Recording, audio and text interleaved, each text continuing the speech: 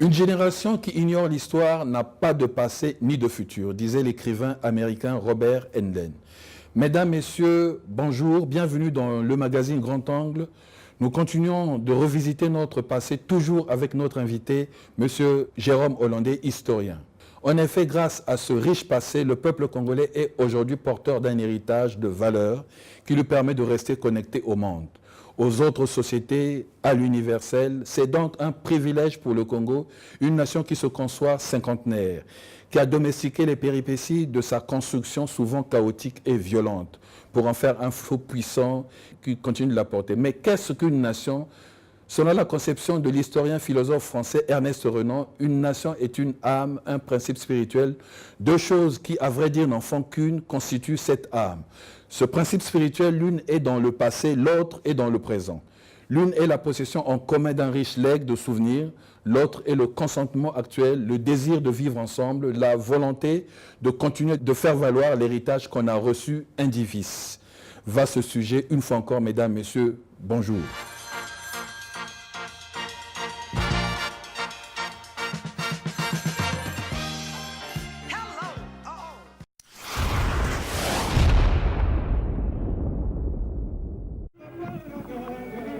Président, vous rentrez au pays après avoir représenté la République populaire du Congo au 22e sommet de l'Organisation de l'Unité africaine. Vos pairs africains viennent de vous élever au rang de président de l'Organisation de l'Unité africaine. Votre peuple, votre pays tout entier veut connaître vos sentiments profonds après cette élection. Je considère que cette décision que viennent de prendre les chefs d'État africains honore notre pays et honore notre peuple. Et c'est aussi une grande responsabilité. Car au moment où il faut véritablement relancer le panafricanisme, au moment où il faut relever le défi de l'apartheid et de la situation économique catastrophique du continent, voici que notre pays a la mission d'animer toute cette activité et d'être à la tête de notre organisation, l'Organisation de l'Unité africaine. Nous avons senti à Addis Abeba que les dirigeants africains, les peuples africains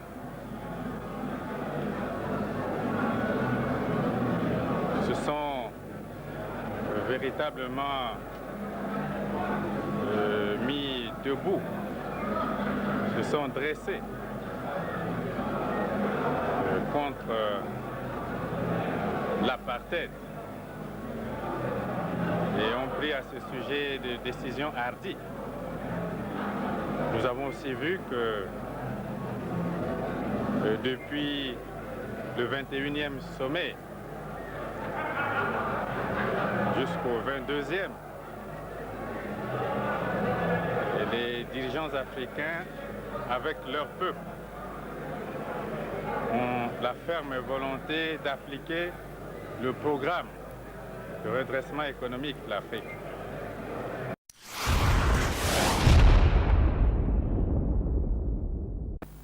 J'affirme que l'avis dominant ce 4e congrès restera celui du sursaut. Sursaut d'assainissement et de redressement. Sursaut de cohésion en vue d'une plus grande efficacité face aux défis d'aujourd'hui et de demain. Dans la démocratie, l'unité de pensée et d'action, nous veillerons à ce que les résolutions, les recommandations et les décisions issues de nos assises se traduisent dans les faits, afin que la concordance entre la parole et l'acte ne se démente jamais.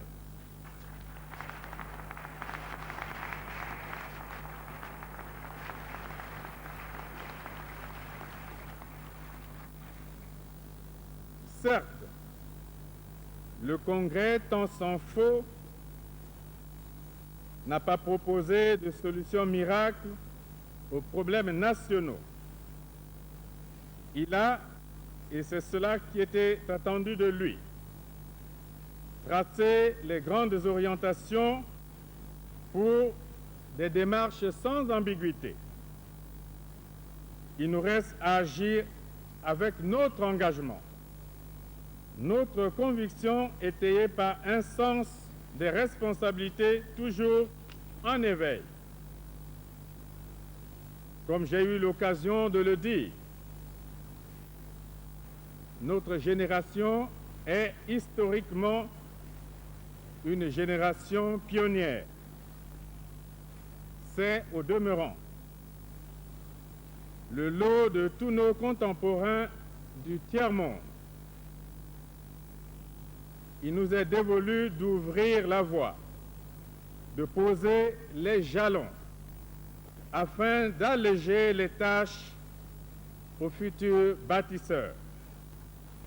Tant que cette exigence demeurera présente en l'esprit de chacun de nous,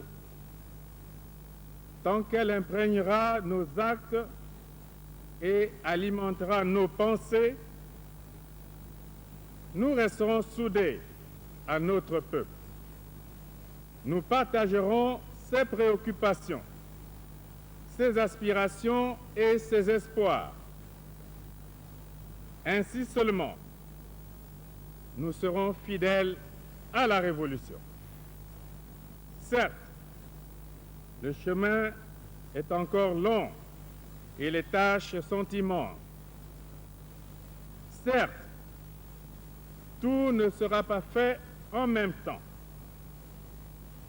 Mais les objectifs sont clairs et la stratégie est établie. Alors, camarades, en avant. Vive le 4e congrès ordinaire du Parti congolais du travail.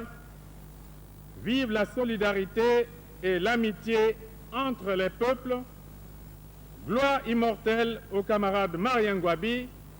Tout pour le peuple, rien que pour le peuple. Je déclare clos les travaux du 4e congrès ordinaire du Parti congolais du travail. Je vous remercie.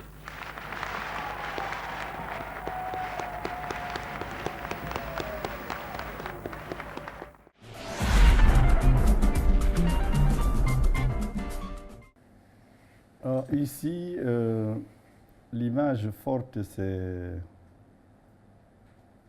l'élévation du président Sassou à la tête de l'OUA. Parce que ce 22e sommet, oui je crois, suit celui où les chefs d'État africains venaient de poser un acte fondamental du point de vue du développement économique. Le plan d'action de Lagos. Et c'est un élément sur lequel les Africains, les chercheurs, les milieux de la presse n'ont pas suffisamment parlé.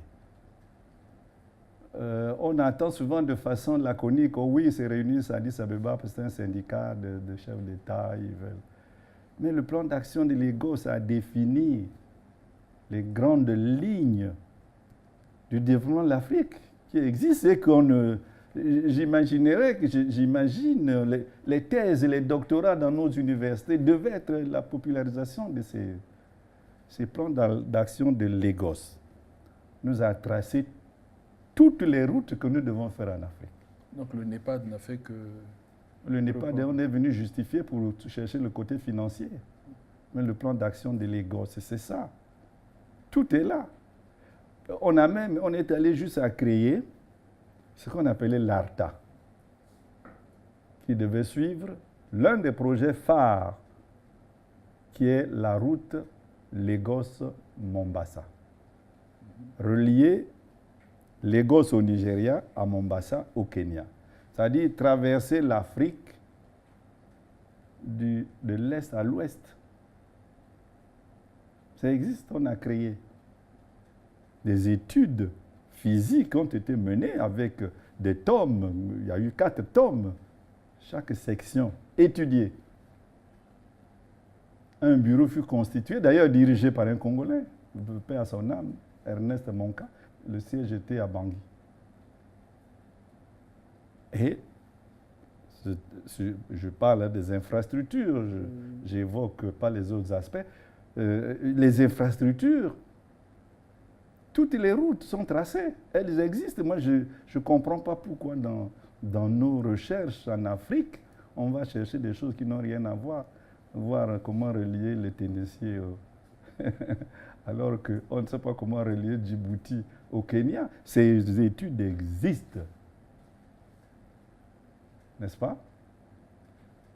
Et pour revenir précisément à notre pays, mais les routes que nous sommes en train de faire, ce sont des bretelles de cette transafricaine. Nous ne sommes pas sur la transafricaine. Le Congo n'est pas sur la transafricaine. Mais les bretelles que nous faisons, Pointe-Noire, Brazzaville, Brazzaville-Ouesso. Ouesso, nous allons rentrer à Sangamelima bientôt. Oui, mais nous retombons sur la transafricaine à Yaoundé. Et oui, quand on aura fini ça, ça signifie que d'ici, vous arrivez à Sangamelima, vous montez et puis vous tombez à Yaoundé, vous êtes sur la transafricaine et vous allez à gauche, vous continuez jusqu'à Lagos. Et vous continuez jusqu'au Ghana, vous continuez jusqu'à demain, même en Côte d'Ivoire. Et si vous allez à droite, eh bien, vous tombez sur l'autre bretelle que nous faisons. Donc, on peut dire que la route qu'on vient de faire là, c'est déjà cette bretelle. Tout comme cette bretelle qui va partir de Dolisie. En passant par Kibangou, arrivé à Ndende Gabon, on retombe sur la route qui nous amène à Ebolova. Ebolova, nous tombons à Yaoundé. Nous sommes sur la transafricaine là. L'autre bretelle, le jour où on va faire le pont sur la Sanga, on monte sur Enyele, je crois que la route est vers Macao. On monte à Enyele, Boyele, on monte à Betou, Kumba. On termine Mungumba et on est à Bangui. On tombe encore sur la transafricaine. Je crois que la faiblesse de l'explication qui est souvent donnée à ces choses, c'est qu'on explique ces choses-là comme des bouts de route qu'on est en train de faire. Ce n'est pas global. Il y a tout un projet global des routes en Afrique. Il y a une route qui doit partir du Caire jusqu'au Cap et qui passe par Arusha. Si vous arrivez à Arusha, il y a une stèle qui dit qu'Arusha est presque à mi-chemin sur cette route qui doit partir du Caire jusqu'au Cap. Mais il y a d'autres routes qui vont partir de l'Algérie, qui vont traverser le Sahara pour rejoindre la Mauritanie et rejoindre ces routes-là existent. Mais pourquoi la presse ne popularise pas? Parce qu'on dit oui, les chefs d'État vont seulement boire le champagne et se promener en motard dans les rues d'Addis Abeba. Non.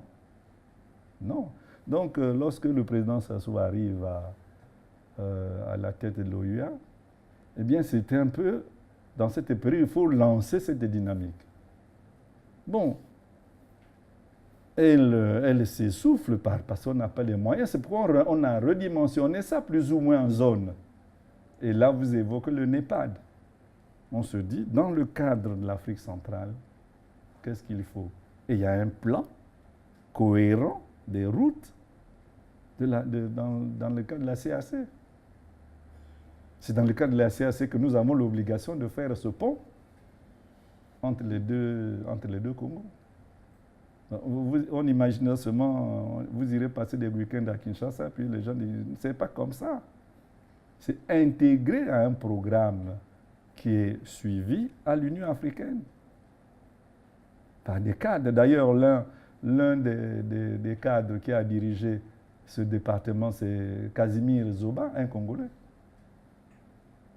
chargé des infrastructures, un peu le ministre africain des infrastructures, comme notre compatriote Ikunga Martial. Et aujourd'hui, le ministre africain de la culture. Il y a un gouvernement africain, c'est ça, non? Oui, et les commissaires, c'est ça, les ministres. Donc, c'est pas... je déborde un peu pour dire qu'au moment où le président Sassou arrive à la tête de l'OUA, eh bien, l'Afrique a comme obligation de dépasser le bruit politique pour aller au développement. Et le plan existe. Maintenant, devant l'immensité de la tâche, eh bien, il est question d'une méthodologie nouvelle. Essayer de faire que chaque région prenne en charge les projets qui l'intéressent directement. Après le sommet qu'on a eu à Ouagadougou, on s'est rendu compte que, bon, je n'ai plus la date exacte, on s'est rendu compte qu'il y avait, et c'est là justement qu'est née cette histoire du NEPAD, on s'est rendu compte qu'il y avait trop d'organisations, chacun travaillait en son sens. On s'est dit, bon, le continent, divisons-le en 5 zones. L'Afrique du Nord, les pays de la CEDEAO, les pays de la CAC, les pays de la East African Community, les pays de l'IGAD. Oui, c'est ça. Et il y a des projets que chaque zone coordonne ces projets, puis on va se souder pour ce qui est des transports de surface. Donc, cette image de président Sassou qui arrive, ce qui ça évoque, c'est cette possibilité qui est donnée que l'Afrique maintenant, oui, le combat politique, il va vers la fin. Je crois que quand j'ai suivi le discours du président Sassou ici, le combat politique devient résiduel. Il nous reste à donner le dernier coup pour terrasser l'apartheid. En fait, c'était ça au moment où le président Sassou arrive là. Terrasser l'apartheid et convaincre l'Afrique du Sud à appliquer la résolution sur la Namibie pour son indépendance. Bon, ça viendra avec d'autres paramètres qu'on verra avec la guerre d'Angola. Mais l'idée que le combat, la libération